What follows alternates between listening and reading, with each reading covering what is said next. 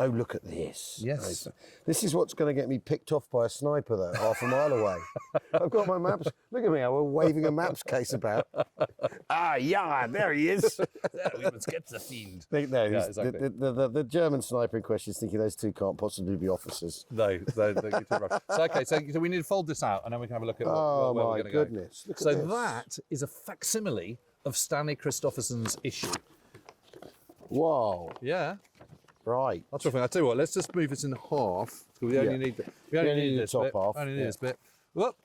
Mind the coffee. So, it's so small. Yeah. Okay, there's Arromanches. Okay, hold on. Let me get. So there's Arromanches. Yeah.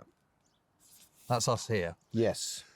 Today we are going to go British. Yeah, good. Hence the battle dress. So just for Yes, nice yeah, touch. of course, very nice. Yeah, I thought you'd appreciate that. So here's Pegasus Bridge. Yeah. PB. So we're going to go all along here, along the coast, like there. And that's 6th Airborne's mission. It's basically the parachute component with some gliders sort of bolted on. So the gliders doing the coup-de-main, and everyone else parachuting into the darkness. I mean, I just think you think of there's that famous photo of the Pathfinders all synchronising watches under the propeller of an Albemarle or whatever, and you think, you look at those guys, and they're going to go. I mean, parachuting's hairy enough, but doing it at night with Unknown enemy. Exactly, with all your kit and into an area that they know's been flooded, and there's anti-parachuting measures and all that sort of thing. Yeah.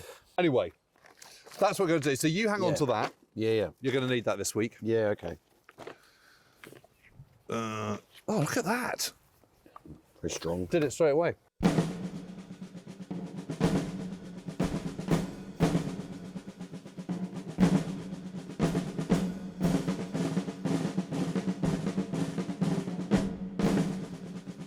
Well, good to be back at Pegasus. I mean, the thing is, it doesn't get any less insanely remarkable. I know.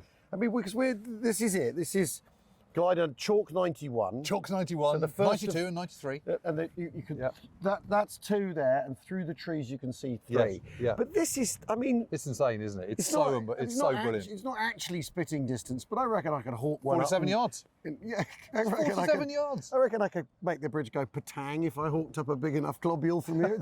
It's just there. It's just there, So, I mean, I just love the whole story of it because they're coming over at 6,000 feet when they hit the coast. They're being towed by a Halifax. Yeah. 28 men in each one. Yeah. So there's 24 oxen bucks on it, 4 engineers. yeah. Because that's the key thing. Make sure that doesn't get destroyed. But yeah, Doesn't blow up. You've got to well, they don't know. They don't know if it's been wired to blow, do they? They just don't know. So you need the sappers there. Yep. And the sappers are. Finally, they figured out that you don't put them all in the one glider together. No. In case it goes to. Yeah. It goes wrong. It goes in the And drink. let's say that there's a little bit of form to suggest that it might not all work out as planned. What, gliders? glider assault. I mean, the thing about this, though, so they come. They turn into the wind, don't they? Yep. So they go past. So they're coming in at 6,000 feet. There's a twang. Yeah. And they suddenly realise that, and Howard says, right, everyone stop singing now. Let's concentrate, chaps. Yeah. Then Brotheridge lifts off he's the lieutenant, the platoon commander. He lifts off the door. Yep. And it kind of rolls up onto the top of the glider. Yeah. And they can all look down. And John Howard sees it, and it all looks exactly as he'd imagined it. Exactly as it imagined. And they cruise on. They level out at about 1,000 feet. They come past there, turn around and drift in, and then it crashes. The wheels break off, but it has those skids underneath it. Yeah.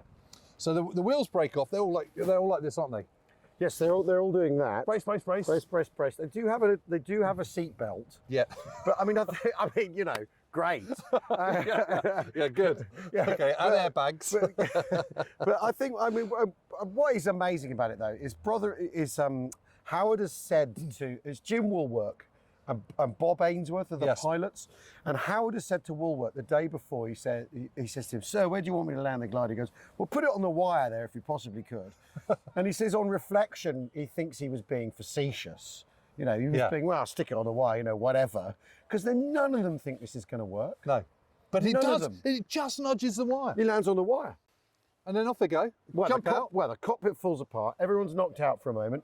Howard's lid goes down, and He can't see anything. He's been knocked he thinks unconscious, he's doesn't been he? blinded. He's been knocked unconscious. He thinks, I've trained for this. I've come all this bloody way, and now I'm blind. I'm Yeah, useless. yeah. And then realises his helmet's just Yeah. in the wrong place. And it is dark, to be fair. It is Yeah. night. And then off they go.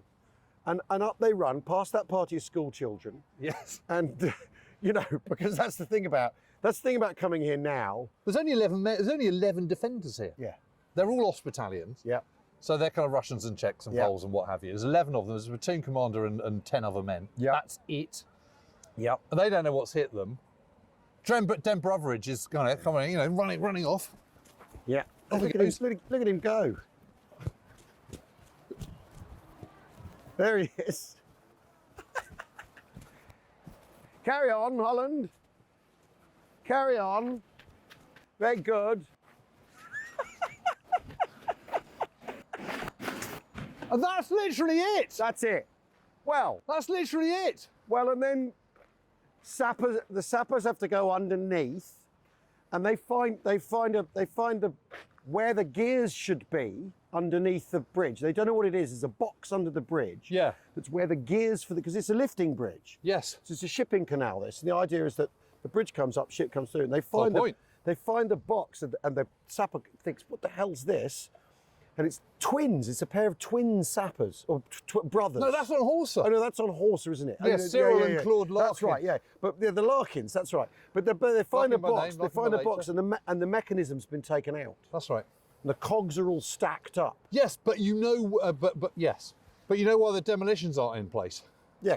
It's because a little bit before they'd had some experience where the Germans had gone, right, whatever you do, don't blow the bridge. Yeah, yeah, and then And the Russians go, what, do you want me to blow the bridge? That's right. Yeah, and they blow the bridge. Blow the Yeah, bridge. Yeah.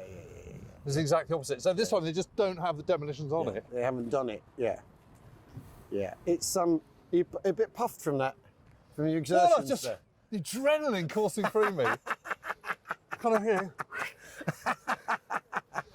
They always lob grenades, don't they? But I think if I'd done it, I'd treat it like a cricket ball. Would you? I don't know. It's not a thing I've given a lot of thought to. But yeah, I mean, it's extraordinary that they take it.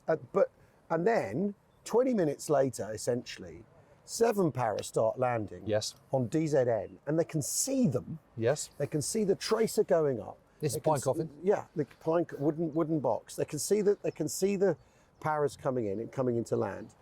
But the thing with that is, you know, Richard Todd goes out of the door of the Stirling with 2 kit bags on. He's got one on each leg because one of them's an assault boat, an inflatable. Yes. Because They don't think- the expectation is they're not going to succeed here.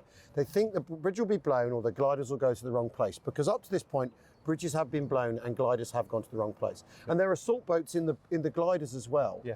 For going across the river if need be. Yeah. So the fact that this goes so, although one of the Horsa Bridge gliders goes to the wrong place. Yeah, but the other 2 get there, but they still take Horsa Bridge really quickly. Yeah. And then it's Lance Corporal Ted Tappenden. That's right. Who's desperately trying to make radio contact with the guys at Horsa. Yeah.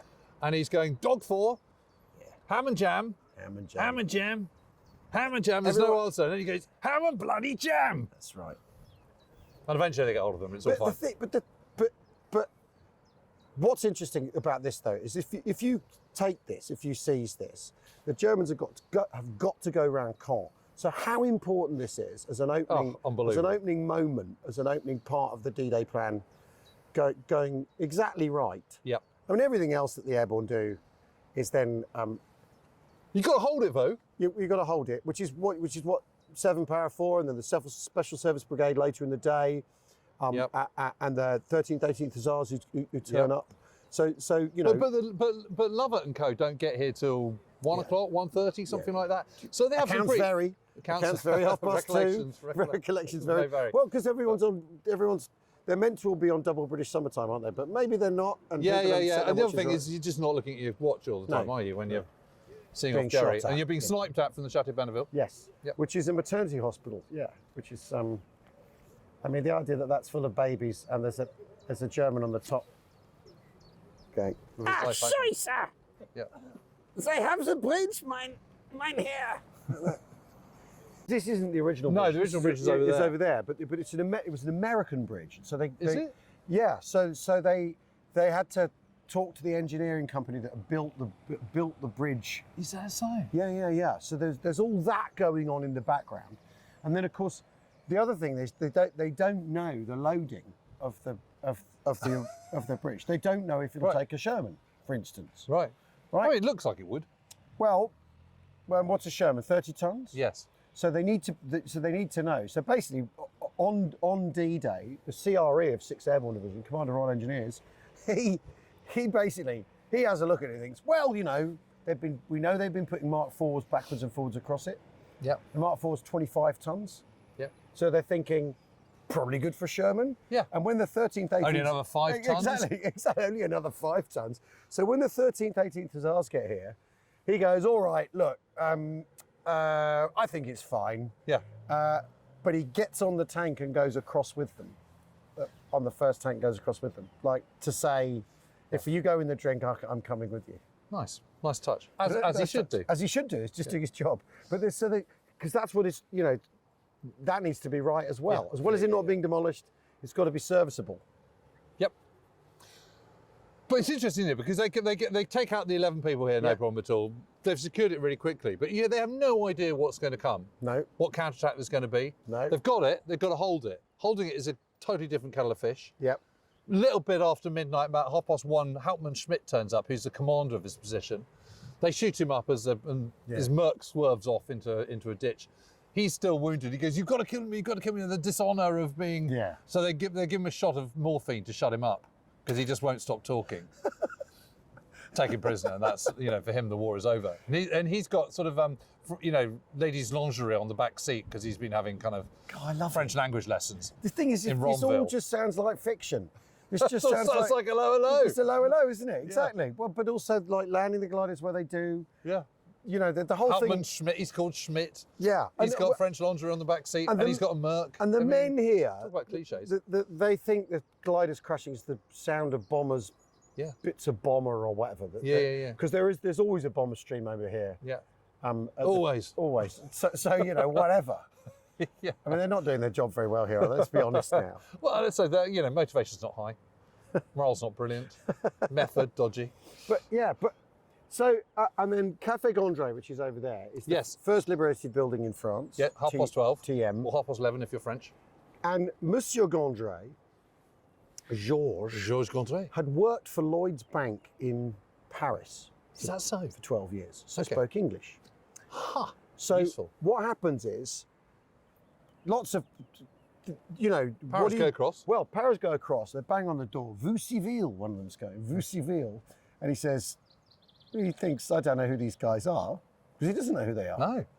Doesn't know they're the Brits yet. So he says, civil, like that, and then he realises that they only speak. All the French they know.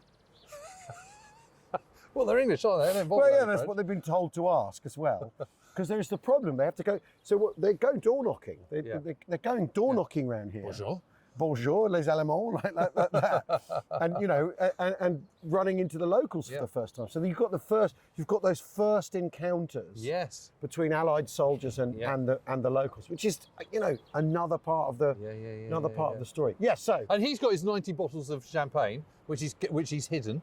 Yes. So they've survived the war, and he gets them out. Yeah. And they all have a little drink of champagne. And actually, I was here in 2014. It was really good fun because Arlette, who's his youngest daughter, who still runs the cafe, she got out some champagne, and wonderful. There we were. Wonderful. Toasting with the veterans. It was brilliant. Yeah, she made me hot chocolate last time I was here. Did you? It's slightly different. Well, slightly different occasion.